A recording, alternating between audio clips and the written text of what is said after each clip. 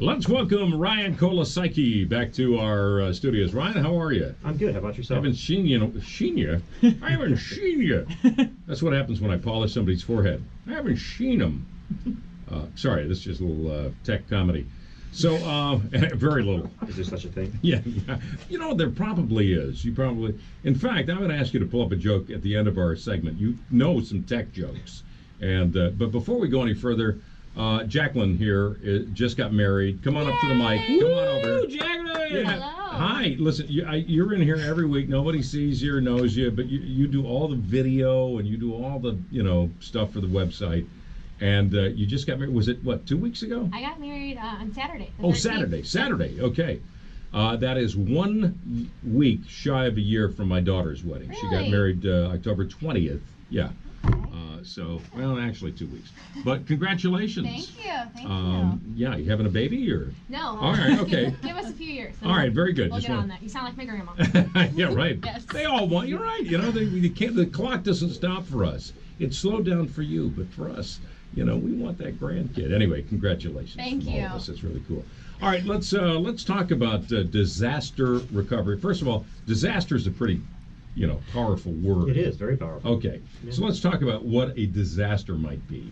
So it could be many things. So we could have human error, which could be your disaster. It could be something like a... You've been listening to the show. Yeah. It could be something like a fire or a flood. Oh. We have a lot of those in the area, Sure. the floods from time to time throughout the years. Power outages, things of that nature. Sure. And that's really interesting to bring it up. I'm thinking about getting an in-home safe, one of those things you bolt to the floor and it's got the dual combos and all that kind of stuff. Fireproof and everything. Fireproof. But I really don't have anything to put in it. But I'm going to get it in advance of the Powerball or the Mega Millions because I'm thinking I will have something to put in Put it. that ticket in there. But really, this is like having a safe at home, but not really a safe. Yeah, it's very similar to having a safe or something at home to keep your valuables in. When you're talking your business or your personal life, a lot of what we do now is technology based, whether it be pictures at home or your accounting books and everything like that that's stored on your computer. You have to back it up in some way, shape, or form. Sure. And if you're not, what happens when that goes away? Would disaster recovery, would that also involve somebody getting into your system where you have to pretty much change everything up, if you've been compromised? Ransomware like crypto or Yes, something right, like that? uh-huh. Absolutely, yeah. Yeah. So always recovery from that is a big thing. If somebody gets in there and locks your data in a way that you can't access it or steals your data from you, you definitely want to have a backup of those files and those systems that you have on there. That happens a lot, though, doesn't it? Well, not a lot, but I've heard that, these guys go after big companies Yeah. and ask for big checks. Yeah, you'd be surprised. So they go Not through checks, really. usually some sort of Crypto, cryptocurrency, Bitcoin. Yeah, Bitcoin, exactly. Yeah, but a lot of it is small businesses too. You'd be surprised. It's not really going after. It used to be in the technology world, they would go after the information because it was valuable to them. Now they want to lock up those files so you can access it because they know it's valuable to you, and how much is it worth to you to pay them to unlock that. So whether it be a large organization like something like the San Francisco Transit that got hit last year that they're still fighting with, or something like the hospital out in Hollywood that got hit a few years ago where they actually paid those ransomwares, or whether it be those small businesses who they say, okay, well, pay us $500, and we'll unlock those for you. I got it. So, when you get to the $500 level, you're talking to probably high school kids, which is entirely possible. Potentially, Yeah.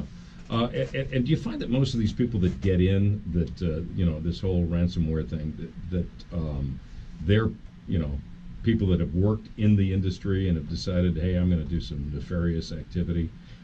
Sometimes, but a lot of it's from overseas is what we see. True. And then it could be disgruntled individuals. Yeah. They actually have these what's called ransomware for service out there.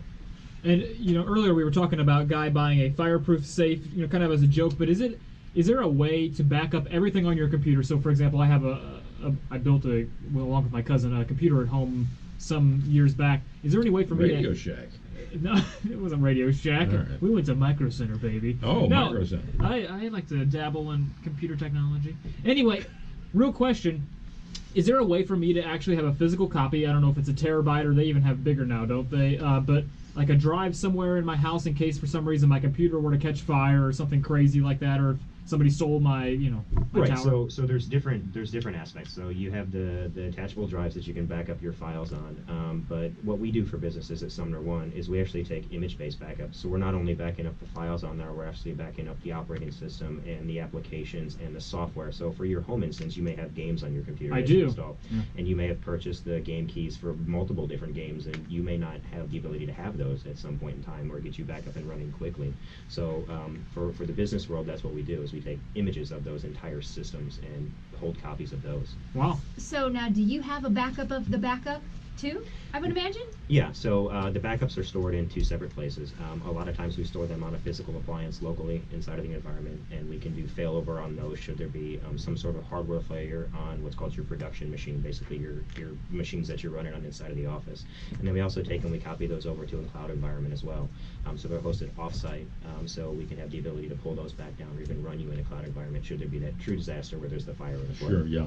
And this happened to me. I mean, I had a Microsoft Word program, and my computer went kablooey.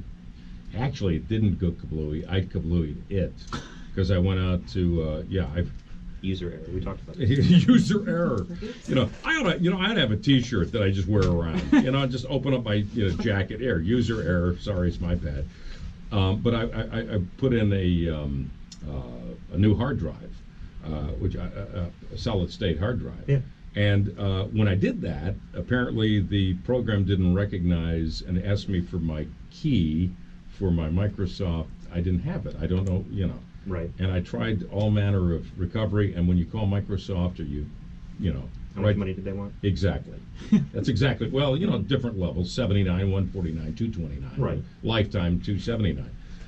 And it wound up costing me money. So it really is a great idea. Anything that you do on your computer that requires you maybe to enter some kind of data entry, you should have multiple places where you can, access that information. Absolutely. Yeah.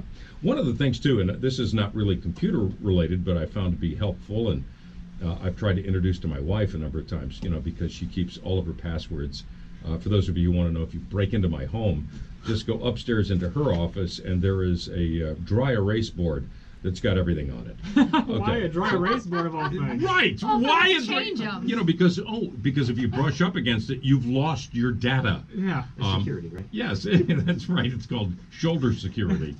But on people's smartphones, you can download, and most people probably know this, and I know that, but for the neophyte, you can go get a program that has all the encrypted stuff, so you can put in all Yeah, your you're talking a passwords. password application. Password application, right? And it really is beneficial. Very. You cannot imagine how many times, even in a week, that you will go to it.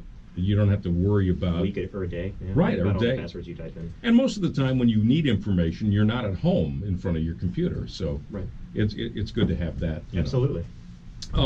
October, National Cybersecurity Awareness Month. What are you guys doing at SumnerOne to help? So this week we just finished up our blog on disaster recovery and backup, and we had a couple events this week. So feel free to visit our blog at blog.sumnerone.com.